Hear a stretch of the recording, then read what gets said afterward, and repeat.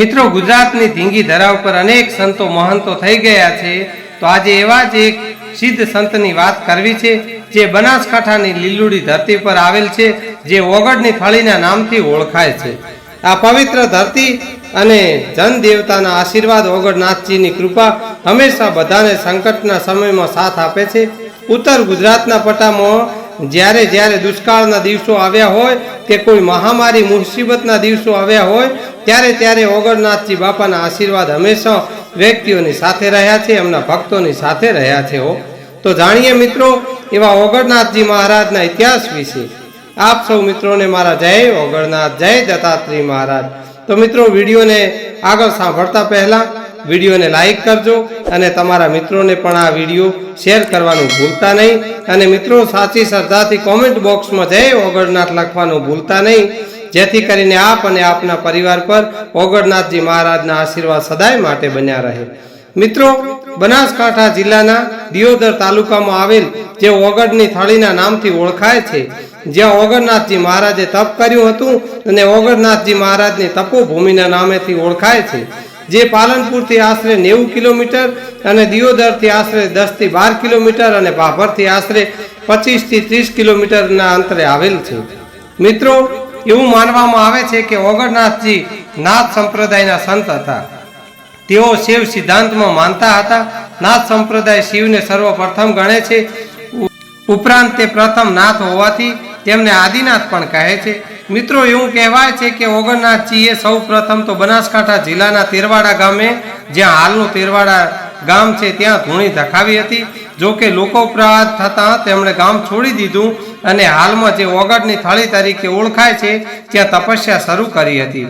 તે પછી રાજાના કહેવાથી અહીંયા જ મઠની સ્થાપના કરી, અને મિત્રો એવું પણ કહેવાય છે કે નગર તેરવાડમાં જગત જનની મા ચામુંડા માતાજી જે કેસરબાઈ તરીકે જન્મ્યા હતા, આ ચેહર માતાજીએ પણ આ ગુરુ ઓગળનાથજીની સેવા કરતા હતા, અને ગુરુ ઓગળનાથની ઘણી દિવ્ય વિદ્યાઓ પણ ચેહર માતાજીને શીખવાડી હતી એવું માનવામાં આવે છે।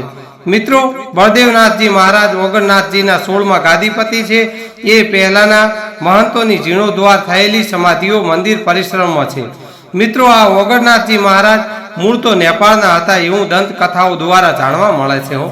મિત્રો એ એક દિવસ ગુરુ ગોરખનાથ નેપાળમાં પશુપતિનાથના મેળામાં ગયા હતા, ત્યારે ત્યાંના રાજાના ઘરે ગયા હતા। ત્યારે નેપાળના 12 વર્ષના યુવાન આ બધું જોઈ રહ્યા હતા। તેમણે ગોરખનાથ સમક્ષ માંગ કરી કે તેમને શિષ્ય બનાવે અને સાથે લઈ જાય, પરંતુ રાજવી પરિવારના મહેમાન બનીને આવ્યા હોવાથી ગોરખનાથે એમ કરવા માટે અસમર્થતા વ્યક્ત કરી। પરંતુ મિત્રો ગોરખનાથ જતા રહ્યા બાદ યુવરાજ તેમની શોધમાં નીકળ્યા અને સોમગીરીએ તેમને દીક્ષા આપી અને તેમને નવું નામ બ્રહ્મગીરી આપ્યું।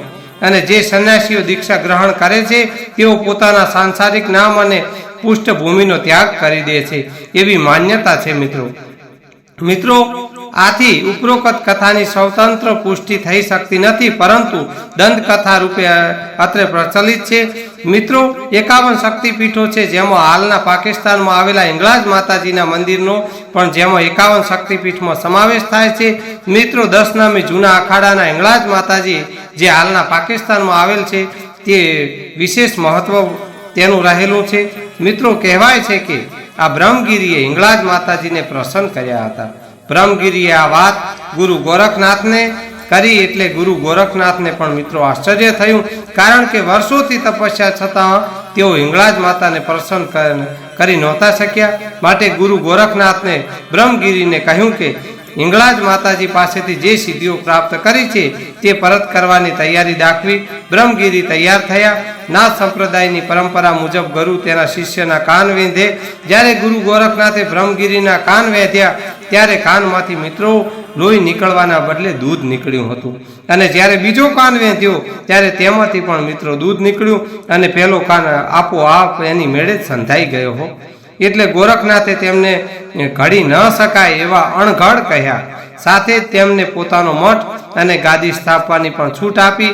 એટલે તેમના નામ સાથે શિષ્ય સાથે જોડાતા ગિરિના જગ્યાએ જ્યાં ગિરિનું સ્થાન હતું તે નાથ શબ્દ ઉમેરાઈ ગયો, અને ગોરખનાથે અંતે ગુરુ ગોરખનાથ પાસેથી ઓગળનાથે દીક્ષા લીધી અને તેઓ તેમના શિષ્ય બન્યા, જેથી તેમનો સમાવેશ મિત્રો નાથ સંપ્રદાયમાં થયો હોવાનું માનવામાં આવે છે. મિત્રો, આ એક પ્રચલિત દંતકથા છે. ઇતિહાસના ઘણા સંદર્ભો ઓગળ અને ઓગળ બંને શબ્દોને ઉલ્લેખ જોવા મળે છે. ગુજરાતના સાંસ્કૃતિક અને ધાર્મિક ઇતિહાસમાં પણ ઓગળનાથના નામનો ઉલ્લેખ જોવા મળે છે. ડ્યુ યુનિવર્સિટીમાં ઇતિહાસના પ્રાધ્યાપક જોન્સ બ્રિગિસે ગોરખનાથ એન્ડ કાનફટા યોગીસ નામનું એક પુસ્તક લખ્યું છે, જેમાં બ્રિગિસ પેજ નંબર 11 ઉપર લખે છે કે ગોરખનાથના સમર્થનથી બ્રહ્મગીરી નામના 10 નામીય અલગ પંથની સ્થાપના કરી હતી. ઉપરોક્ત પુસ્તકના 11મા પ્રકરણમાં તેઓ ગોરખનાથના 4 અલગ અલગ કાળખંડ અંગેની પણ મિત્રો વ્યાખ્યાનો ને ટાંકે છે અને તેનું નિષ્કર્ષ છે કે ગોરખનાથ 1200 વર્ષ પહેલા અને 11મી સદીમાં થઈ ગયા. આગળ જતા તેમનું નામ ઓગળ કે ઓગળ તરીકે પ્રચલિત કર્યું, જે કાંકરેજ, દિયોદર તથા આસપાસના વિસ્તારોમાં ઓગળનાથનું બહુ મહત્વ છે. એક સમય રાજવીઓના તથા અન્ય વિવાદોને પણ અહીંના મહંત દ્વારા ઉકેલવામાં આવતા હતા. હાલના ગુજરાત, રાજસ્થાન અને પાકિસ્તાન ઉપરાંત અનેક સ્થળોએ ઓગળનાથના મિત્રો મંદિરો આવેલા છે. ઓગળનાથનો જન્મ ક્યાં થયો તે વિશે મત મંતાંતર છે. એવું માનવામાં આવે છે કે તેઓ 10મી કે 11મી સદીમાં આસપાસ થઈ ગયા હશે. ગુજરાતી વિશ્વકોશના પ્રકરણ ગોરખનાથ પ્રમાણે કેટલાક લોકોનું માનવું એવું છે કે તેમનો જન્મ ગોદાવરીના ચંદ્રગીરીમાં થયો હતો, જ્યારે બંગાળમાં આવેલો ઉલ્લેખ મળે છે કે તેમનો જન્મ બંગાળમાં થયો હતો. આ ઉપરાંત નેપાળી અનુસૂચિઓ એવું પણ સૂચવે છે કે તેઓ પંજાબથી નેપાળ આવ્યા હતા, જ્યારે નાસિકના યોગીઓનું એવું માનવું છે મિત્રો કે ગોરખનાથ પહેલા નેપાળથી પંજાબ ગયા અને ત્યાંથી નાસિક આવ્યા હતા. ગુજરાતમાં ગિરનાર પર વિવિધ ટૂંકો આવેલી છે મિત્રો, જેમાં એક ટૂંકનું નામ ગોરખનાથ ટૂંક પણ છે. એવું માનવામાં આવે છે કે ગોરખનાથે અહીં બેસી અને તપ કર્યું હતું. ઉપરાંત ગોરખનાથના શિષ્ય ધર્મનાથ કચ્છમાં આવીને વસ્યા તે પણ આ દાવાને સમર્થન આપે છે. આ ઉપરાંત ઓગળનાથ અને ગોરખનાથનો ઉલ્લેખ ગુજરાતીમાં લખાયેલ છે. નવનાથ ચરિત્ર, ભર્તુહરી નાટક, વાઘેલા વૃત્તાંત અને નન્હાલાલે લખેલા જગપ્રેરણા નાટકમાં પણ જોવા મળે છે.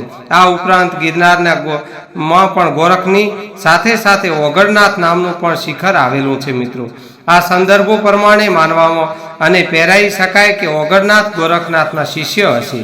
મિત્રો, ગુજરાત અને બનાસકાંઠાના ઇતિહાસની માહિતીમાં કાંકરેજ અને દિયોદર તાલુકાના કેટલાક સંદર્ભો ઉલ્લેખો કર્યા છે, તેમાં પણ ઓગળનાથનું નામ જોવા મળે છે. આ સંદર્ભ પ્રમાણે કાંકરેજ તાલુકો વર્ષો પહેલા વિવિધ જાગીરોમાં વેચાયેલો હતો. આ જાગીરોના માલિક વાઘેલા રાજપૂતોના વંશજો હોવાનું મનાય છે. અહીંના રાજપૂત દરબારો કરણદેવજી નામના વાઘેલા રાજપૂતોના વંશજો હોવાનું મનાય છે. મિત્રો, રાણકદેવજી દિયોદરના હતા અને તેમના મોટા ભાઈ માણેકદેવજી દિયોદરની ગાદી પર રાજ કરતા હતા. કંબોઈ કાંકરેજની રાજધાનીનું મુખ્ય મથક હતું. અહેમદ શાહે જ્યારે કાંકરેજ પર ચડાઈ કરી ત્યારે કાંકરેજના કેટલાક ગામોનો નાશ કર્યો હતો. આ જાગીર અલગ અલગ ગામોમાં વેચાઈ ગઈ હતી. આમાંથી 2 મોટી જાગીરો એટલે કે એક દેવ દરબાર જાગીર અને બીજી થળી જાગીર. આ જાગીરની સ્થાપના પણ ઓગળનાથ મહારાજે કરી હોવાનું મનાય છે. ગુજરાતમાં સોલંકી કાળ અને તે પહેલા સમયથી નાથ સંપ્રદાયનો ઉલ્લેખ જોવા મળે છે. ગુજરાતમાં કચ્છથી લઈને સૌરાષ્ટ્ર સુધી નાથ સંપ્રદાયના સંતો તથા તેમના મંદિરો અને શિલ્પો મિત્રો હાલ પણ જોવા મળે છે. મિત્રો, ગુજરાતના સાંસ્કૃતિક ઇતિહાસ નામના પુસ્તકમાં નવીનચંદ્ર આચાર્ય લખે છે કે ગુજરાતમાં લગભગ 15મી સદીની આસપાસથી પશુપત સંપ્રદાયનો લોપ થયો. કેટલાક ઠેકાણે નાથ સંપ્રદાયો જોવા મળ્યા. મિત્રો, પુસ્તકમાં લખેલ મુજબ સૌરાષ્ટ્રમાંથી જાલંધરનાથ, મત્સ્યેન્દ્રનાથ એટલે કે મચ્છંદરનાથ, કતિકણીનાથ અને ધૂંધળીનાથની મૂર્તિઓ મળી આવી છે. સૌરાષ્ટ્ર સિવાયના ભાગમાંથી પણ નાથ સંપ્રદાયની મૂર્તિઓ મળી આવી છે. મિત્રો, આ ઓગળનાથની સાચા હૃદયથીના ભાવથી સાચી શ્રદ્ધાથી કોઈ ભક્તિ કરે તો ઓગળનાથ મહારાજ તેમની મનોકામના પરિપૂર્ણ કરે છે. અને મિત્રો, એવા કેટલાય ઓગળનાથ મહારાજના ભક્તો છે જેમને ઘરે ઓગળનાથ મહારાજે પારણા બંધાવ્યા છે, વાંજિયા મેણા ભાગ્યા છે, તો કેટલાય ભક્તોના દુઃખ દૂર કર્યા છે.